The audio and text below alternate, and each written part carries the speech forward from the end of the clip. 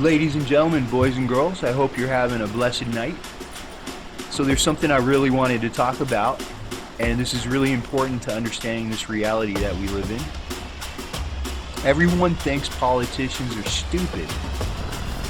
Republican or Democrat, people always say, I can't believe how stupid politicians are. I can't believe they did that. So let's get this straight right now. They're not stupid. You're stupid if you think the richest and most privileged and most educated class is stupid and make random decisions haphazardly.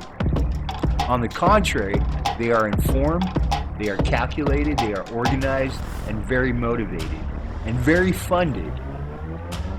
And this is one stunning example of that.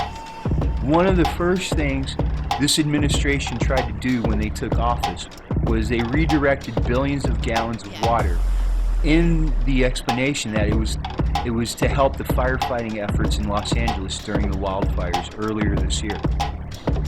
But here are the facts. The water was released unlawfully. The water belonged to the state of California. It was the state of California that should have decided what to do with the water. The water had no possible way of reaching Los Angeles. It is instead now in a city called Tulare, about 100 miles north of Los Angeles.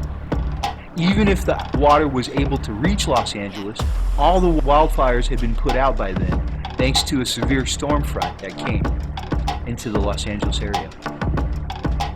After reviewing the actual facts of the case, one could say, wow, politicians are so stupid. They released all that water for Los Angeles and it didn't even reach Los Angeles. It couldn't have. And this is something we hear too. Oh, they really dropped the ball on this one. That's something you heard a lot during 9/11 as well. Oh, they just dropped the ball. They weren't vigilant enough. Now, let's look at this whole situation again. And let's assume that politicians are not stupid.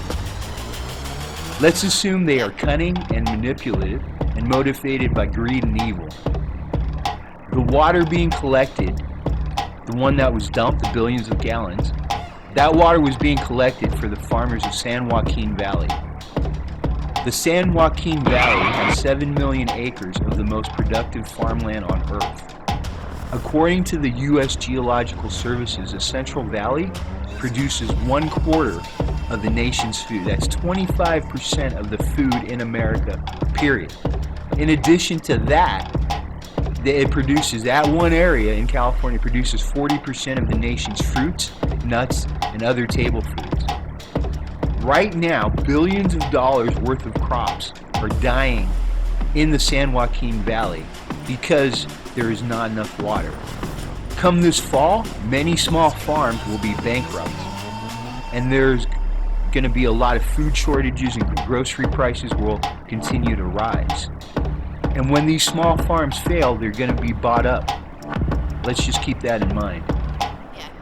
Also, Tulare Lake used to be the largest lake west of the Mississippi.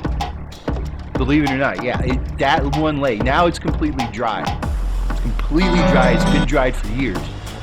But all of a sudden, like a couple of months ago or a couple of weeks ago, we get these news articles about how Tulare Lake just mysteriously reappeared.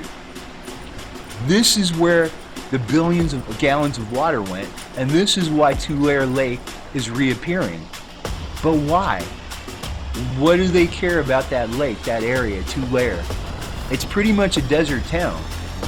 The answer is because some billionaires bought all the land around that area and want to develop it.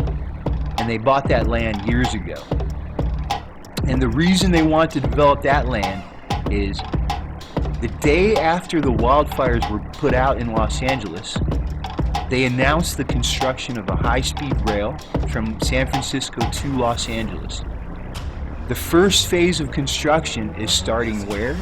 In Tulare, California, right where all those billions of gallons of water were sent, right where all those billionaires are buying land. And this is why politicians are not stupid. You got to think this is at least 10 years in the making. That's how long they were planning this, 10 years. And they need the farmers to go bankrupt so they can buy the farms to build the tracks for the high-speed rail. Now is it beginning to make sense?